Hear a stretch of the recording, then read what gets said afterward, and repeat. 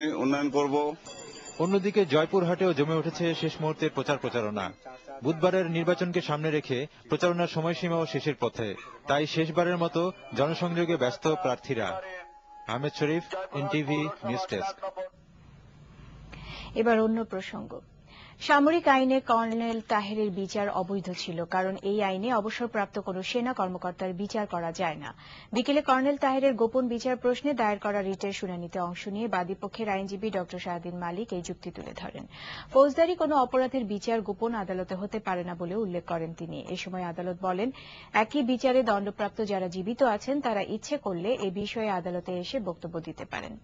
বিচারপতি H M Shamsuddin Chowdhury ও শেখ মোহাম্মদ জাকির হোসেনের সমন্বয়ে গঠিত হাইকোর্টের ডিভিশন বেঞ্চে এর শুনানি চলছে। আগামীকালও ফের শুনানি অনুষ্ঠিত হবে।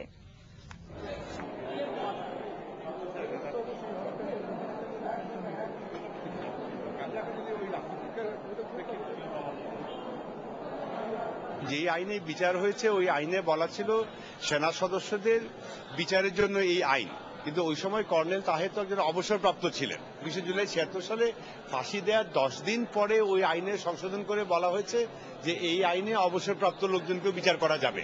তো এইগুলি বিভিন্নভাবে তুলে ধরেছে, এটা অসাংবিধানিক। এটাই আজকে আমাদের বক্তব্য ছিল।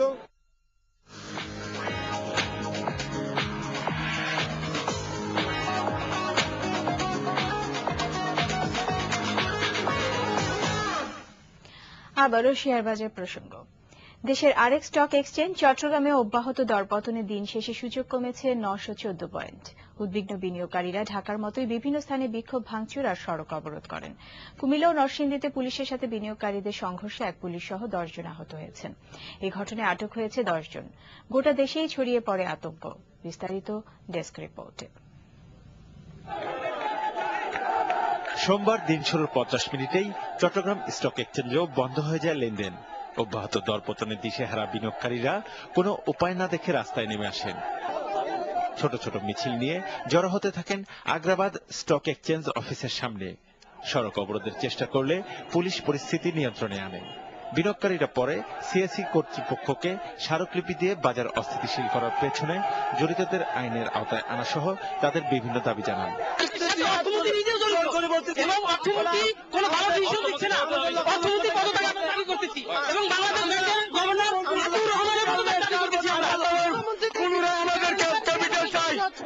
একই দাবিতে বিক্ষোভ হয়েছে সাভার, নারায়ণগঞ্জ, নরসিংদী, টাঙ্গাইল, রাজশাহী, কুমিল্লা আর নোয়াখালী সহ দেশের অন্যান্য স্থানেও। পুঁজি হারিয়ে ক্ষুদ্র বিনিয়োগকারীরা হয়ে ওঠেন মারমুখী। তাদের বিভিন্ন কর্মসূচিতে দিনে প্রায় অনেকটা সময় ছিল উত্তাল। এ সময় বেশ কিছু গাড়ি ভাঙচুর করা হয়। আর এভাবেই উদ্বেগ আর উৎকণ্ঠায় কাটে গোটা দিন।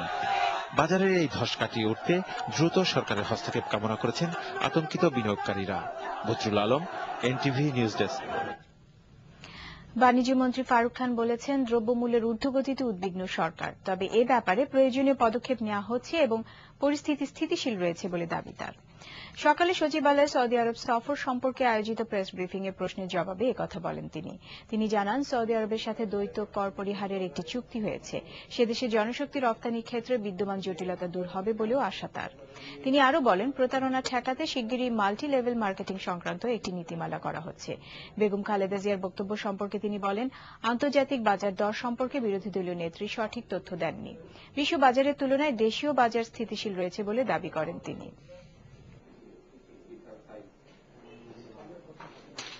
গতকালকে ক্যাবিনেটে সকল মন্ত্রী এই ব্যাপারে তাদের যে অস্বস্তি এবং উদ্বিগ্নতা প্রকাশ করেছেন এবং সে ব্যাপারে আলোচনা হয়েছে। আমাদের দ্রব্যমূল্য বাজার যথেষ্ট স্থিতিশীল আছে। এই সমস্ত জিনিস বাংলাদেশের অনেক মানুষের ক্রয় সীমার মধ্যে আছে। যাদের ক্রয় সীমার মধ্যে নাই, যারা দরিদ্র জনগোষ্ঠী, তাদের জন্য আমরা বিশেষ ব্যবস্থা করছি। আপনারা জানেন, ওএমএস এর মাধ্যমে বিক্রি হচ্ছে। কিছুদিনের মধ্যে রেশনিং প্রথা চালু হবে। গ্লোব সফট ড্রিঙ্কস লিমিটেড ও এসটি বেভারেজ লিমিটেডের পরিবেশক সম্মেলন অনুষ্ঠিত হয়েছে আজ। রাজধানীর বিয়াম অডিটোরিয়ামে এই সম্মেলন অনুষ্ঠিত হয়। সারা দেশ থেকে পরিবেশকরা এই সম্মেলনে যোগ দেন।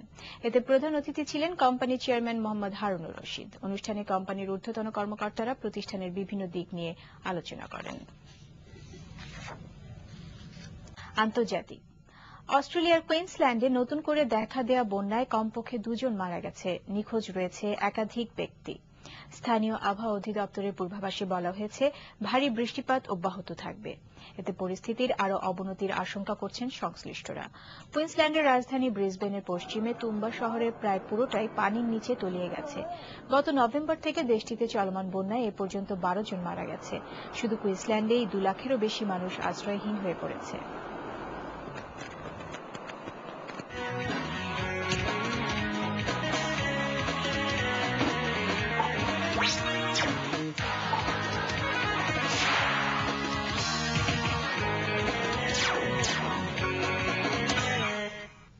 খেলার খবর ক্রিকেট। বিশ্বকাপ প্রস্তুতির প্রথম দিনেই স্পিন বোলিং কোচের দাবি তুলেছেন অধিনায়ক সাকিব, হোক দেশের কিংবা বিদেশের। বিসিবিতে বোলিং কোচ হিসেবে একজন অবশ্য আছেন ওয়াহিদুল গনি। এর বাইরে সাবেক অধিনায়কদের চাওয়া নতুন কোচ নয়, পরামর্শক হিসেবে নেওয়া যেতে পারে মোহাম্মদ রফিককে। সাকিব রুবেনের রিপোর্ট।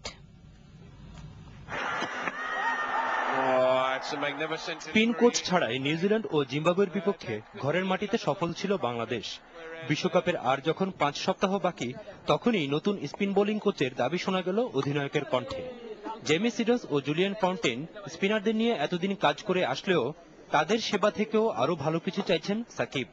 কিন্তু এই স্বল্প সময়ে নতুন একজন কোচ নিয়োগ দেওয়ার ব্যাপারে একমত নন সাবেক অধিনায়করা।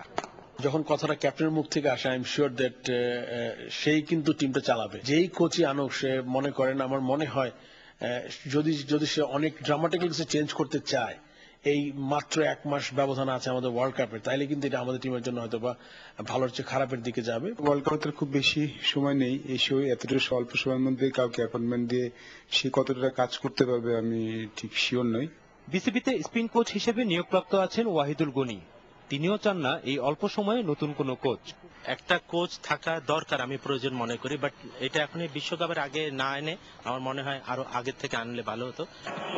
এরপরও কাউকে বেছে নিলে সেটা অবশ্যই অন্যতম বিশ্বসেরা মোহাম্মদ রফিক। দেশে তো কয়েকজন আছে সাহায্য করার মতো, যেহেতু আমাদের লেফট আর্ম স্পিনার বেশি, রফিকের চিন্তা আমরা করতে পারি। আমার মনে হয় ওর চিন্তা একটু করা যেতে পারে। রফিক তো সবসময় মানে ফুল টাইম কোচ না হয়ে কিছু টিপস সে দিতেই পারে বাংলাদেশ টিমকে ওয়ার্ল্ড কাপের আগে। রফিকের মতো স্পিনার যে দেশে আছে, তাদের বিকল্প ভাবার দরকার আদৌ আছে কি? Shakir Ruben, NTV news, Dhaka. Premier division cricket লিগে জয়ের ধারায় ফিরেছে আবাহনী। জয় পেয়েছে চ্যাম্পিয়ন মোহামেডান ও বিমান। ফতুল্লায় মোহামেডানের বিপক্ষে প্রথমে ব্যাট করে 5 উইকেটে 239 রান তোলে ভিক্টোরিয়া। ফজলে রাব্বির ব্যাট থেকে আসে সর্বোচ্চ 67 রান। জবাবে তামিমের 54 আর সাকিবের অপরাজিত 67 রানে 6 উইকেটে জয় তুলে নেয় চ্যাম্পিয়নরা। এদিকে বিকেএসপিতে মোহাম্মদ রফিকের স্পিন ভেলকিতে ওরিয়েন্টের বিপক্ষে 178 রানের বড় জয় তুলে নিয়েছে আবাহনী। দলের পক্ষে সর্বোচ্চ 71 রান করেন মাহমুদুল্লাহ রিয়াদ। তবে মিরপুরে আগের ম্যাচে আবাহনীকে হারানো কলাবাগান রানার আপ বিমানের কাছে হেরে গেছে 124 রানে। বিমানের পক্ষে অলরাউন্ডার মোশাররফ হোসেন নেন 5 উইকেট। এবার ফুটবল। ঢাকার আবাহনীর পর এবার চট্টগ্রাম আবাহনীর বিপক্ষেও হোঁচট খেল সবচেয়ে বড় বাজেটের শেখ জামাল ধানমন্ডি ক্লাব। আজ তাদের 1-1 গোলে রুখে দিয়েছে চট্টগ্রাম আবাহনী। দিনের অন্য ম্যাচে আরামবাগকে 1-0 গোলে হারিয়ে জয়ের ধারায় ফিরেছে মুক্তিযোদ্ধা সংসদ চক্র। কক্সবাজার জেলা স্টেডিয়ামে নিজেদের আওতায় ম্যাচে ফেভারিট হিসেবে মাঠে নেমেছিল শেখ জামাল।